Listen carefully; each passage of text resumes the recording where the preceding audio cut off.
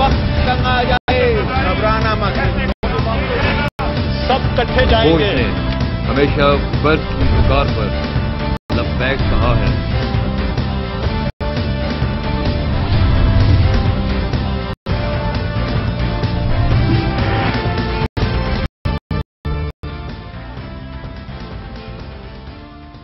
अफवाहों के बरक्स वाज़े तौर पे लगता है कि सेनेट इंतखाबात इत्मीनान से 2 मार्च को हो जाएंगे।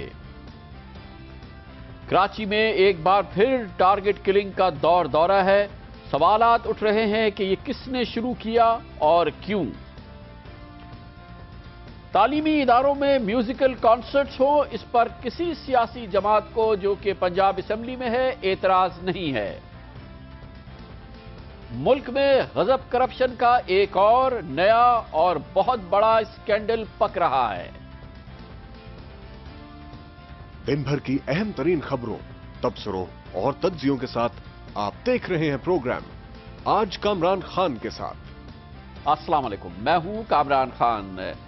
मुल्क पिछले कई हफ्तों से इन अफवाहों की जद में है कि मुल्क के अंदर सियासी तब्दीली आइंदा चंद हफ्तों में यानी खास तौर पे मार्च में इन सेनेट के इंतखाबात से कबल आएगी। मुल्क में तब्दीली सेनेट के इंतखाबात से कबल आने वाली है। ये अफवाहें पूरे मुल्क में मुसलसल गर्दिश करती रही हैं और बारहा ये कहा जाता रहा है कि तब्दीली आएगी और वो बहुत जल्द सेनेट के इंतखाबात से कबल आ जाएगी। इस सिलसिले में बहुत सारे शवाहिद भी सामने आए, बयानात भी आए और आसार भी नजर आए, लेकिन अब लगता है कि बादल छट रहे हैं और अंदाजा ये हो रहा है कि सेनेट के इंतखाबात ऐलान शुदा शेड्यूल के मुताबिक 2 मार्च को हो जाएंगे और इन इंतखाबात के नतीजे में उम्मीद यही है कि पाकिस्तान पीपल्स पार्टी सेनेट की एक बड़ी सियासी जमात की सूरत में उभरेगी और हुक्मरान इत्तेहाद की सेनेट में भी अक्सरियत हो जाएगी। सेनेट के इंतखाबात से कबल तब्दीली आने की कोशिशें हो रही हैं या कोशिशें हो रही थी और ये भरपूर कोशिश, इसका बारहा इजहार खुद वजीर आजम यूसुफ रजा गिलानी ने किया और कई बार पिछले चंद हफ्तों में उन्होंने कहा कि मुल्क में जितना सियासी तलातुम है उसकी बुनियादी कोशिश ये है कि सेनेट के इंतखाबात ना हों। इसी किस्म के एक बयान में उन्होंने कहा था, अवाम सरापे एहतजाज नहीं है, उनको इश्तियाल दिलवाया जा रहा है कि चूंकि उनको मार्च आते हुए नजर आ रहा है, मार्च में हमारी एब्सोल्यूट मेजॉरिटी सेनेट में होगी, तो इसलिए वो बेहद परेशान है। मार्च में एब्सोल्यूट मेजॉरिटी हुक्मरान इत्तेहाद की होगी। पाकिस्तान पीपल्स पार्टी मौजूदा असम्बलियों के तहत इंतखाबात होते हैं तो सेनेट में सबसे बड़ी सियासी जमात हो जाएगी। तनहा पाकिस्तान पीपल्स पार्टी की जब भी सेनेट में अक्सरियत नहीं होगी, लेकिन हुक्मरान इत्तेहाद जो मौजूदा सूरत हाल में है उसकी सेनेट में अक्सरियत हो जाएगी, जो कि इस वक्त उसकी पोजीशन इतनी क्लियर नहीं है।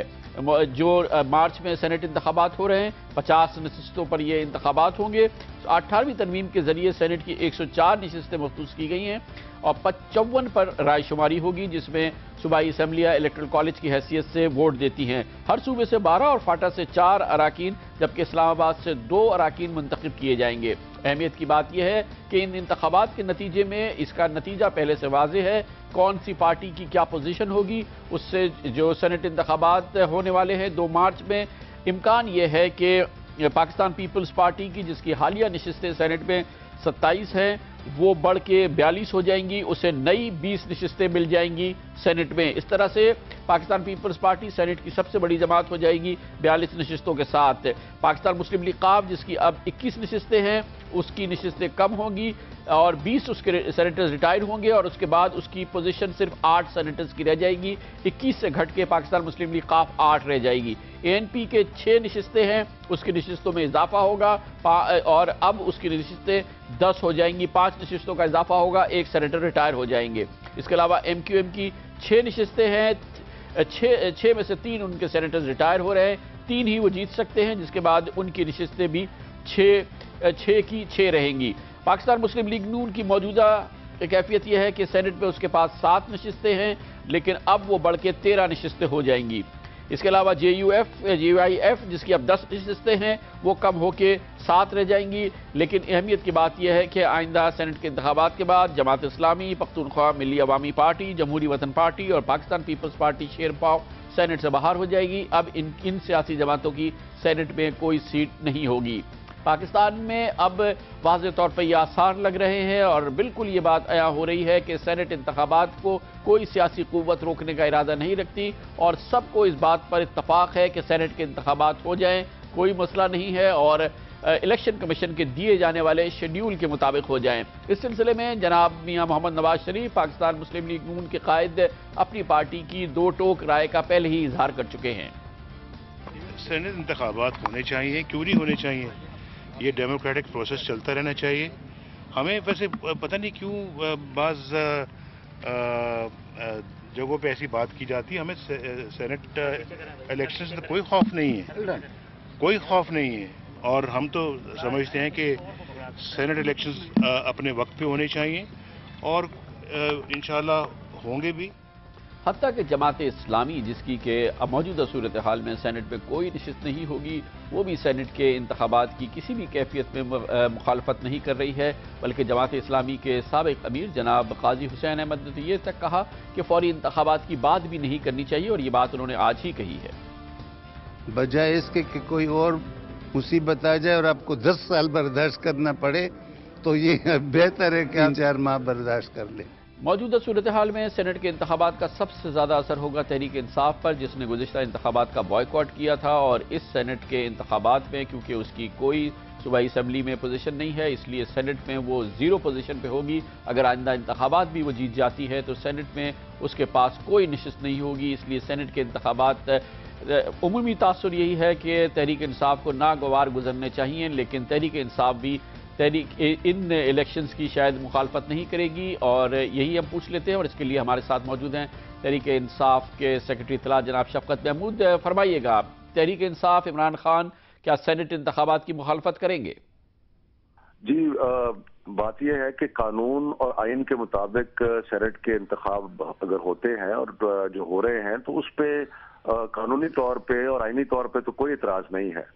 اگر کوئی اعتراض ہے تو وہ صرف اس حد تک ہے کہ یہ حکومتی پارٹیاں جو ہیں پی وی پی اور پی ایم ایل این، یہ اپنا اخلاقی جواز کھو چکی ہیں، عوام میں ان کی مقبولیت بالکل انحطاط بالکل زمین کے لیول پر پہنچ گئی ہے، اور جو سینٹ میں نتیجہ آئے گا وہ ان کی عوام کی جو اصل حالات ہیں یا عوام کی جو مقبولیت ہے ان پارٹیز کی، وہ ریفلیکٹ نہیں کرے گا۔ لیکن اگر انتخاب ہو جاتا ہے، قانونی اور آئینی ہے، تو جو بھی صورتحال بنے گی اس میں پی ٹی آئی اس سے ڈیل کرنے کے لیے تیار ہے۔ اس بات میں کسی کو کوئی شک نہیں ہے کہ پاکستان کی تمام سیاسی قوتیں اب اس بات پر متفق ہیں کہ انتخابات شیڈیول کے مطابق 2 مارچ کو ہی ہو جائیں، اور اس دوران کسی قسم کا کوئی سیاسی تلاطم نہ ہو جس کے نتیجے میں اسمبلیوں پر نقصان ہو یا اسمبلیوں کو تحلیل کیا جا سکے۔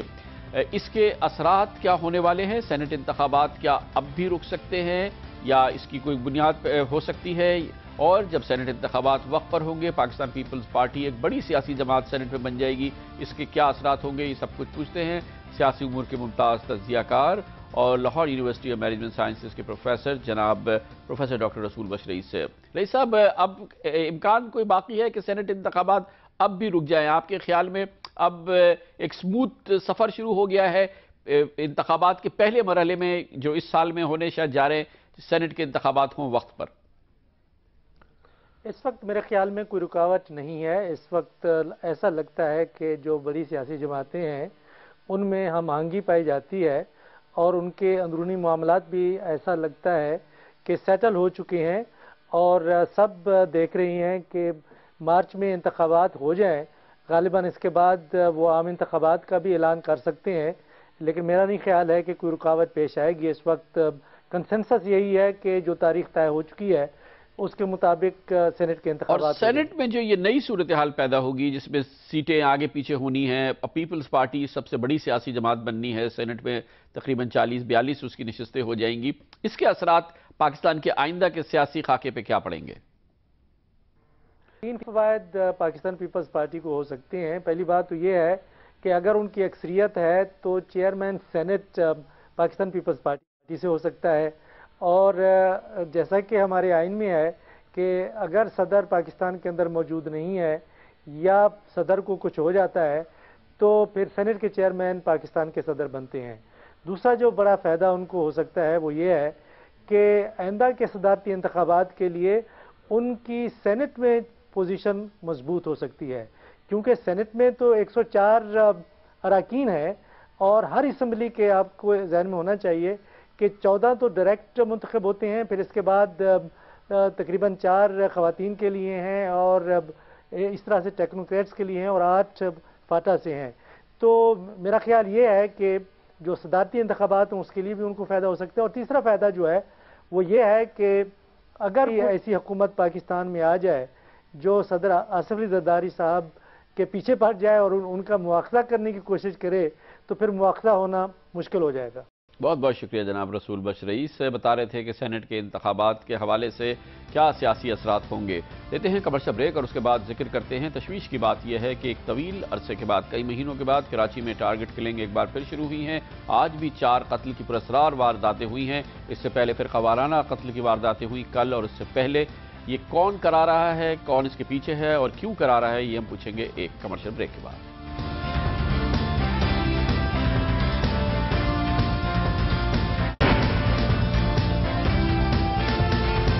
Welcome back. کئی مہینوں کی خاموشی کے بعد کراچی میں لگتا ہے کہ ایک بار پھر ٹارگیٹڈ کلنگ کا دور شروع ہو گیا ہے اور کئی ایسے وارداتیں ہوئی ہیں جس میں براہ راست لگتا ہے کہ نشانہ لگا کے لوگوں کو ہلاک کیا گیا ہے. گزشتہ سال اور اس سے پہلے کے سال اس حوالے سے بہت خطرناک رہے، لیکن اختتام سال جو اہم پیش رفت ہوئی تھی جس کے ذریعے سپریم کورٹ آف پاکستان نے کراچی کے واقعات کا نوٹس لیا تھا اور ایک طویل سماعت کے بعد 3 ہفتے کی تقریباً مسلسل سماعت کے بعد احکامات درج کرائے تھے. اس کے بعد سے کراچی میں ایک سکون کا بڑا پیریڈ آیا تھا، لیکن اس میں تبدیلی آئی ہے پچھلے چند دنوں میں اور مختلف واقعات ہوئے ہیں جس میں لوگوں کو قتل کیا گیا ہے اور واضح طور پہ لگتا ہے کہ فرقہ وارانہ نوعیت کے نشانہ لگا کے لوگوں کو قتل کیا گیا ہے. آج بھی کراچی میں قتل کی 4 وارداتیں ہوئی ہیں مختلف علاقوں میں. لیاری کے میرا ناکا علاقے میں، شیرشاہ کے علاقے میں ایک شخص کو ہلاک کیا گیا ہے. فیڈرل بی ایریا میں ایک شخص کو گولیاں مار کے ہلاک کیا گیا ہے اور ایک لاش ملی ہے نیو ٹاؤن میں عسکری پارک کے علاقے سے جس کو قتل کر کے وہاں پھینکا گیا تھا. اس قسم کے واقعات میں جو تبدیلی آ رہی ہے اس نے وجہ طور پہ کراچی کے شہریوں میں ایک بار پھر تشویش کی ایک لہر دوڑا دی ہے. اس کے پیچھے کون ہو سکتا ہے اور پولیس کو اور قانون نافذ کرنے والے اداروں کو اس بارے میں کیا کچھ معلومات ہے یا نہیں، یہ سب کچھ پوچھیں گے اور اس کے لیے ہمیں جوائن کریں گے ہمارے نمائندہ خصوصی. ہمارے ساتھ موجود ہیں سید عارفین. جی عارفین صاحب، یہ جو تازہ واقعات ہوئے ہیں اب ان میں کئی دن گزر گئے ہیں، کیا تحقیقات ہوئی ہے یا کوئی کلو ہے جو اس وقت پولیس کے پاس یا رینجرز کے پاس آیا ہو؟ کامران صاحب، گلگت بلتستان اور کوئٹہ کے بعد کراچی کے اندر جو ہے وہ اب سیکٹیرین کلنگز کا عروج دیکھنے میں آ رہا ہے کہ یہاں کے اوپر کافی زیادہ سیکٹیرین کلنگز شروع ہو گئی ہیں. جہاں تک پولیس کی بات کی ہے، ایک چیز میں یہاں پہ مینشن کرنا چاہتا ہوں کہ کوئی ریسرچ اینڈ انالیسس کا کوئی ونگ یہاں پہ موجود نہیں ہے جو کہ دیکھ سکے، ان کو سائنٹیفکلی جو ہے وہ انالائز کر سکے، ان کو مشاہدہ کر سکے کہ یہ کلنگز ہو رہی ہیں، اس کے اندر کون لوگ کس طریقے سے انوالو ہیں، کیا پیٹرن ہوتا ہے، کیا چیزیں استعمال کی جاتی ہیں، ان کا طریقہ کار موٹس امپرینڈا ہے، کیا ہوتا ہے. ایک ریٹن کہیں نہیں ہے. کچھ ایکسپرٹ، کچھ لوگ ہیں جن کو اس بارے میں معلومات ہے، انڈیویجولی لوگوں کو معلومات ہے، لیکن کوئی اگر کہا جائے کہ کوئی ڈپارٹمنٹ موجود ہے جو اس بارے میں نشاندہی کر سکتا ہے، دیکھتے ہی واقعے کی فوراً ملایا جا سکتا ہے، تو ایسا کہنا جو ہے وہ میرے خیال سے غلط ہوگا، کیونکہ ایسی کوئی چیز ریسرچ اینڈ انالیسس کا ونگ جو ہے وہ موجود نہیں ہے. لیکن تازہ واقعات ہوئے ہیں، تازہ واقعات میں جس میں وکیلوں کو خاص طور پہ نشانہ بنایا گیا ہے اور یہ ایک بہت ہی پراسرار اور بہت ہی تشویشناک ایک بات ہے، کیونکہ اس سے پہلے جو نشانہ لگا کے کراچی میں فرقہ وارانہ نوعیت کی جو قتل عام ہوتا تھا اس میں ایک زمانہ آیا ہے جس میں ڈاکٹرز کو نشانہ بنایا جاتا تھا. اب پچھلے کئی ہفتوں سے ہم یہ دیکھ رہے ہیں کہ وکیلوں کو نشانہ لگا کے ہلاک کیا جا رہا ہے. یہ وکلا کو ہلاک کرنے کے کیا بیک گراؤنڈ ہے؟ کامران صاحب، یہ واقعات شروع ہوئے ہیں جولائی کے اندر سے، جب اس میں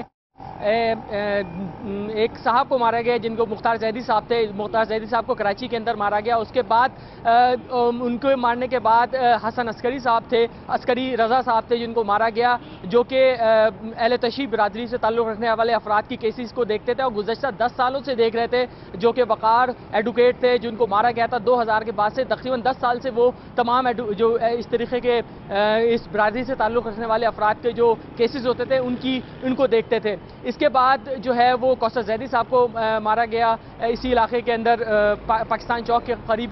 لیکن ان کے بارے میں متضاد اطلاع ہے کہ وہ سیکٹیرین کلنگ ہے کہ ایتھنک کلنگ ہے۔ اس کے بعد دیکھنے میں یہ آیا کہ مقبول الرحمان کو مارا گیا، جو کہ اہل سنت والجماعت کے کیسز کو گزشتہ 10 سالوں سے فالو کر رہے تھے، ہائی پروفائل کیسز کو وہ دیکھتے تھے، اور اس کے بعد ان کا مرڈر کیا گیا۔ اس کے بعد ابھی یہ دیکھنے میں آیا ہے پولیس اس بارے میں جو کل اس کے بعد پرسوں 2 اہل سنت والجماعت کے لوگوں کو مارا گیا، اس کے بعد کل جو واقعہ ہوا ہے جس کے اندر 3 اہل سے تعلق رکھنے والے افراد یا ان کے جو لائرز ہیں ان کو مارا گیا۔ لیکن یہ ایک بات جو اس بارے میں نکل کے آئی ہے سامنے کہ یہ تینوں لائرز جو زخمی ہوئے ہیں اور جو اس کے اندر مارے گئے ہیں اور ایک وہ جو زخمی ہوئے ہیں وہ کوئی کسی بھی قسم کا ہائی پروفائل کیسز میں انوالو نہیں تھے، لیکن ایک بات جو سامنے آ رہی ہے وہ یہ کہ ان کی ریکی کی گئی ہے، اور یہ جو ان کے ساتھی وکلا ہیں انہوں نے بتایا ہے کہ یہ چاروں ایک ساتھ ہی نکلتے تھے ہمیشہ۔ تو اس بارے میں اطلاعات کی جا رہی ہیں، اور ابھی کچھ دیر پہلے میری کچھ انویسٹیگیٹر سے بات ہوئی ہے، انہوں نے کہا ہے کہ اس کو سائنٹیفکلی دیکھ رہے ہیں، اس کو کچھ کہنا، اور ولی خان بابر کے کیس سے مماثلت اس سینس میں کہ جس پیٹرن کے اوپر اس کی انویسٹیگیشن کی گئی تھی سائنٹیفکلی، اس کو بھی اسی پیٹرن کے اوپر دیکھا جا رہا ہے۔ اچھا، یہ بتائیے گا کہ یہ واقعات ہو گئے اور اس سے پہلے جو اس قسم کے دوسرے واقعات ہوئے ہیں جس میں فرقہ وارانہ نوعیت کے انسیڈنٹس ہوئے ہیں، پولیس کے پاس کوئی کیسا نظام ہے؟ یہ انٹیلیجنس کتنی اویلیبل ہے؟ جو لوگ اس قسم کے وارداتیں کر رہے ہیں اور دونوں طرف کے لوگ اس میں مارے جا رہے ہیں، اور جو گروہ اس میں انوالو ہے اس کے بارے میں پولیس کی انٹیلیجنس کتنی مضبوط ہے، اور کیا وجہ ہے کہ یہ جو تمام ابھی حالیہ واقعات ہوئے ہیں ابھی تک ان کی جو تحقیقات ہے اور جو اس میں تفتیش ہوئی ہے وہ صفر ہے ابھی آگے بڑھنے میں؟ کامران صاحب، میں نے جیسے پہلے آپ کو مینشن کیا تھا کہ کوئی ریسرچ اینڈ انالیسس کا کوئی ونگ نہیں ہے۔ میں آپ کو بتاتا چلوں کہ پچھلے سال 1900 سے زائد کلنگز ہوئی تھیں ٹوٹل، جس کے اندر سے 461 جو ہیں وہ ٹارگیٹڈ کلنگ تھیں، اور اس میں لاسٹ ٹائم بھی 38 جو ہے وہ سیکٹیرین کلنگ تھی۔ اس سال بھی جو ہے وہ 94 کلنگز ہو چکی ہیں 20-25 دنوں کے دوران، اور ان میں سے 6 جو ہے وہ سیکٹیرین کلنگز ہوئی ہیں۔ تو اس بارے میں کوئی پیٹرن وضع کرنے کے لیے کہ کس طرح سے یہ ٹارگیٹ کلنگ کی جا رہی ہے، کون گروپ انوالو ہیں، یہ انڈیویجولی تو لوگوں کو پتہ ہے۔ انفرادی طور پہ کچھ یہ جو اس مہینے میں یعنی کہ اب سے 25 دنوں کے اندر جو 96 لوگ کراچی میں قتل کیے گئے ہیں، ان 6 کے بارے میں تو جو حالیہ دنوں میں ہوئے ہم کہہ رہے ہیں کہ یہ فرقہ وارانہ نوعیت کے قتل ہیں، یہ 96 لوگ جو قتل کیے گئے ہیں ان کے بارے میں کوئی براڈ آئیڈیا ہے کہ عام کرمنلز ایک دوسرے کو مار رہے ہیں یا کیا ہے؟ اس بارے میں مختلف ہے کہ یہ جو لوگ کچھ ہوتے ہیں کہ جو ان میں سے پرسنل اینیمیٹیز کے اوپر مارے جاتے ہیں، لیکن جیسے کہ 461 جیسے لاسٹ ٹائم ہوئی تھی، اس دفعہ بھی ٹارگیٹڈ کلنگز اس کے اندر انوالو ہیں، جو کہ یہاں کے اوپر جو گینگ وار چل رہی ہے، جو ایتھنک کلنگ چلتی ہے وہ اس کے اندر مار دیے جاتے ہیں۔ یہ سیکٹیرین جو ابھی ہم نے آپ کو 6 بتایا کہ اس کے علاوہ ہیں، یہ اس طریقے کے اوپر پیٹرن کے اوپر ان کو جو ہے وہ پتہ کیا جاتا ہے کہ یہ ہے، لیکن اس بارے میں کہ کوئی انویسٹیگیشن آگے فردر ہو چکی ہے، کوئی اس کے بارے میں کارروائی ہو چکی ہے یا لوگ سامنے آ چکے ہیں جو ان کلنگز کے اندر انوالو ہیں، تو ایسا کچھ بھی نہیں ہے۔ بہت بہت شکریہ۔ ہمارے ساتھ دارفین کراچی کی بگڑتی ہوئی امن عامہ کی صورتحال پر ہم سے بات کر رہے تھے۔ لیتے ہیں کمرشل بریک اور اس کے بعد ذکر کریں گے پنجاب میں سیاسی جماعتوں میں اتفاق ہو گیا ہے۔ ایک ایسا پوائنٹ ہے جس پہ تمام سیاسی جماعتوں کا اتفاق ہے، وہ یہ کہ پنجاب کی تعلیمی درسگاہوں میں اگر میوزیکل کانسرٹ ہو تو اس پہ کسی کو اعتراض نہیں ہے، میوزیکل کانسرٹ ہو سکتے ہیں۔ یاد رہے کہ اب سے چند دنوں پہلے لاہور میں ہی لاہور کے ایک کالج میں ایک میوزیکل کانسرٹ کے دوران بھگدڑ مچ گئی تھی، جس میں 3 طالب علموں کی 3 طالبات کی ہلاکت بھی ہوئی تھی۔ اس عجب اتفاق کی بات کریں گے ایک چھوٹے سے کمرشل بریک کے بعد۔